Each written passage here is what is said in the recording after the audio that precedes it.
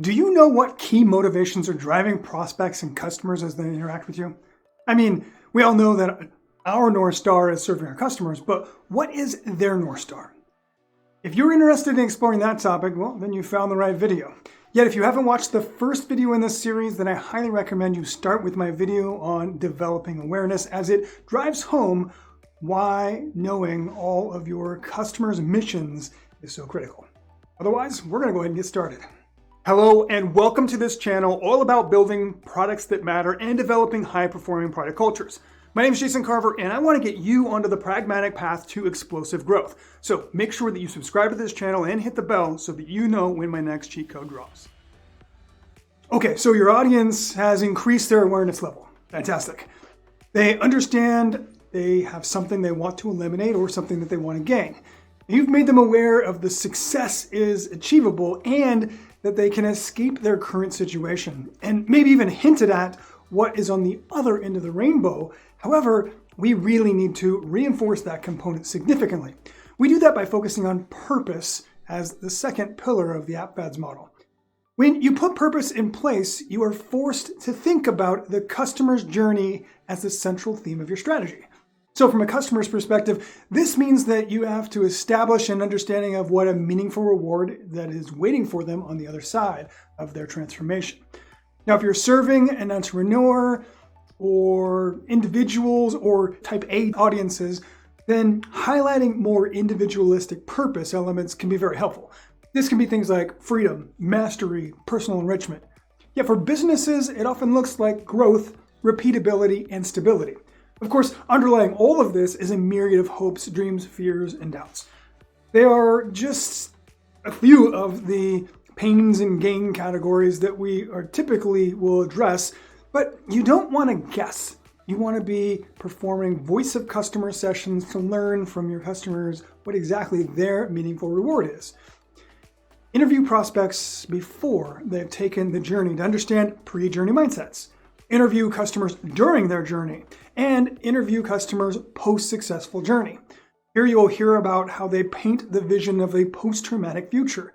Now, with these 3 points of triangulation, you will know how to address the needs of your prospects given the mindset that they have when they enter your funnels.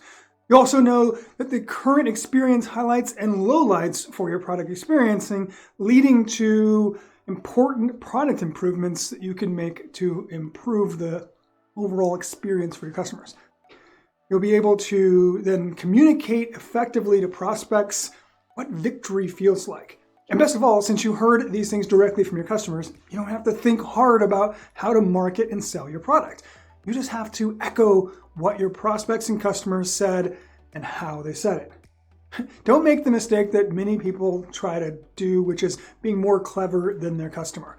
Simply allow future them, the one that has completed the transformation, to warp back in time and tell themselves exactly what they needed to hear right at that point. And then, well, the game just gets simple. Now, taking a step back for a moment, let's think about this. Generally, companies have a documented purpose. Now, question I get all the time is, can you simply use that instead of doing the voice of customer discovery work? No, generally not.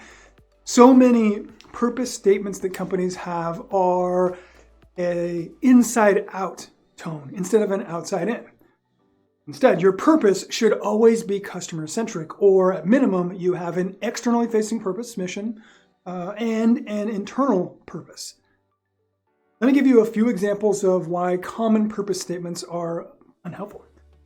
So I've worked with many executives that have stated something like, we want to revolutionize our industry. That's really, yeah, okay, that's a common enemy, but that's not your core goal. It's not your purpose. It's something you want to rally against, absolutely. And yet this approach may get investors happy. It may get early adopters interested, but early majority laggards simply don't care. They don't care about the industry. They care about their own problem. More importantly, a purpose statement like this does not provide any decision-making clarity for your team. So for example, let's say that I'm a product management professional and I have feature A and I have feature B. And I needed to figure out which of those two things I can invest in. I only have enough to invest in one of those two different ideas. Now, as I'm looking at these, I'm thinking, how does revolutionizing my industry help me make a decision? In fact, if you're chasing the cool buzz factor, well, then you're more likely to over-engineer your product, investing in low ROI ideas, right? So we want high return on investment ideas. Now, what about product support representatives? How does revolutionizing the industry help them better serve their clients? Well, if you're wondering if you have a solid purpose, then just think in terms of transformation that you aim to deliver. Does your purpose clearly state the why behind the transformation that you are delivering? Now, there's a blurred line here in between the external and internal purpose if you're truly customer-driven organization. Thus, the key here is all about reinforcing the clarity and the transparency of the types of transformational experiences that you want to deliver. This is your true North Star, meaning that your North Star metric is not ARR or NDR, right? Yes, these are key ways that you're measuring the success of your strategy, yet these are lagging indicators at best. If you're delivering great transformational product experiences, then you should likely see greater revenue, expansion, retention over time. You'll see all of these metrics moving up. Yet, you cannot directly drive success by focusing on money as a motivator or earning money as a motivator. It is a byproduct of something more customer-centric. That leaves us with a purpose for now, but we'll come back and discuss metric decomposition in another video. Now, coming back to purpose and the vision that we have for the future, this is about reinforcing your objectives to deliver transformation in mass. Not only understanding the individual transformation, but what about the movement that all of your customers are on that you want to support for your audience? This is where you can discuss revolutionizing an industry, but only that movement benefits your audience. Let's say you're involved in a cybersecurity company. Well, first thing I don't want you to say is that you're revolutionizing the industry by bringing more secure products to market. You really want to avoid anything that can be a Me Too statement like this. Statements that every other company in the same market would say, oh yeah, me too, right? Every cybersecurity company wants to tout that they have more secure products.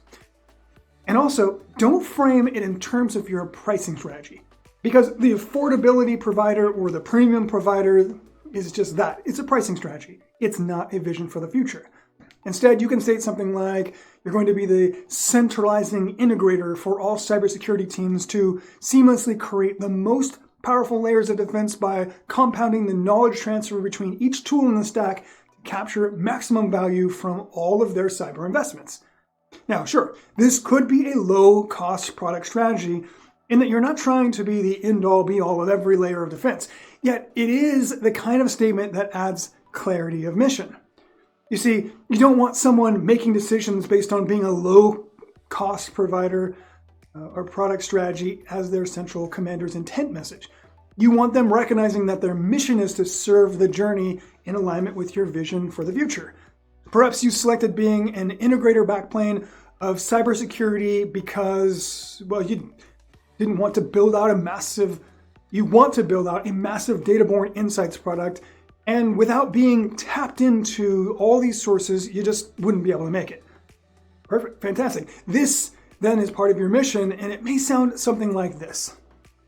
We aim to simplify cybersecurity management by helping blue team practitioners that suffer from tooling sprawl caused by misaligned layers of defense and hidden security gaps, and want an integrated cybersecurity toolchain that constantly grows more robust from data-borne insights and real-time configuration advisory, without spending thousands of hours trying to build their own security data lake and intelligence layers, and without being subjected to lock-in vendors from large vendors who are only integrating their particular products. You see, a mission like this is what provides a lot of points of decision-making value that will help them drive higher value decision-making in the organization. Now, what you'll notice there is there was no mention of low cost, because that isn't the mission. High ROI should be the aim of all product decisions. But if you truly want to compete on cost, then maybe you're going downstream. You're going to small, medium businesses. Then define affordability as a product principle. Talk about product principles later. Finally, getting all the way down to the individual layer, as a leader, how can you align your personal agendas of your team members with the corporate mission? Yes, you can evangelize the mission and cultivate shared sense of purpose around the mission, yet a stickier purpose is alignment with someone's existing core. Are they someone who loves to maximize solutions? Great. Tie that into the work that they are doing to cultivate that connection for them through the assignments that you give them. Are they a deep analyzer? Well, then help them find out how to unlock the usage of that ability in delivering your mission. Maybe they're a connector, someone who finds value in bringing teams together and creating a sense of community. How can you leverage that? Can you help them maybe build an audience community? Or maybe they can help with leading as a facilitator a cross-functional committee aimed at figuring out how to respond to the most recent cybersecurity attack trend. It may sound a bit woo to many, but the more that you can make the mission of the business real and connected with everyone's core, the more you're going to rally everyone around serving your clients. All right, now that you are rallying everyone behind your customer-centric purpose, it's time to look forward to the third element of the customer transformation and product change management solution.